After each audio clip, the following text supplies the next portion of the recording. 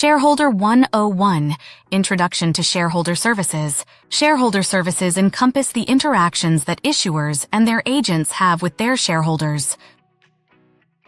These interactions include transfer agent activities, annual shareholder meetings and related proxy processes, and shareholder engagement. A shareholder is any individual or legal entity that is registered by the corporation as a legal owner of shares issued by that corporation. While there are many different ways one can invest in a corporation, shareholders are investors in a corporation's equity, either common or preferred shares. Within the shareholder services industry, corporations issuing equity are referred to as issuers. Shareholders may own shares of stock directly through the company, managed by a transfer agent, or indirectly through a broker-dealer as a beneficial owner. When shareholders own shares directly through the company, there is a full transparency between who the shareholder is and how the shareholder manages their ownership, whereas a shareholder who owns shares indirectly, as a beneficial owner, has their ownership managed by a financial institution. This indirect ownership represents the bulk of how shares are owned, oftentimes referred to as shares held in street name. Corporations will separate their shareholders into two groups: institutional shareholders and retail shareholders. Institutional shareholders invest money on behalf of other people. They represent the largest percentage of share ownership and most influential voice to management. Investor relations professionals are tasked with communicating with these institutional investors and promoting productive dialogues with corporate leadership. Retail shareholders are individual shareholders who may own shares indirectly within their personal brokerage accounts or directly through the corporation's transfer agent.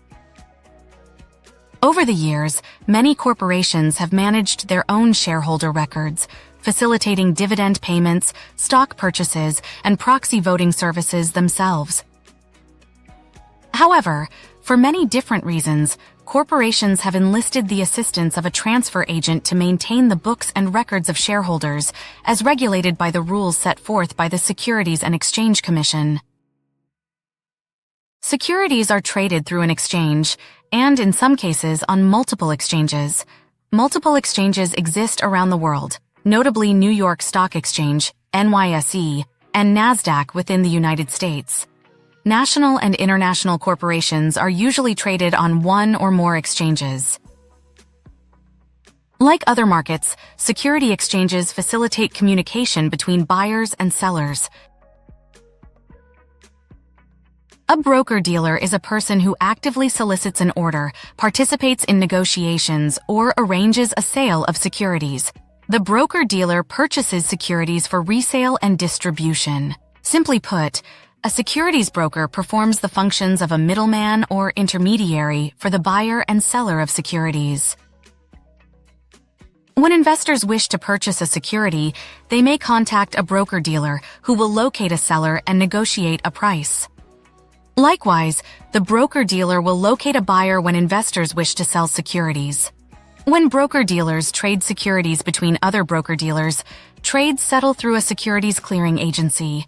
For most issuers, the Depository Trust and Clearing Corporation (DTCC) holds eligible securities for financial institutions such as brokerage firms and banks. All shares owned through a broker-dealer are represented on a transfer agent's books under one position, CD & Company, the nominee for DTCC.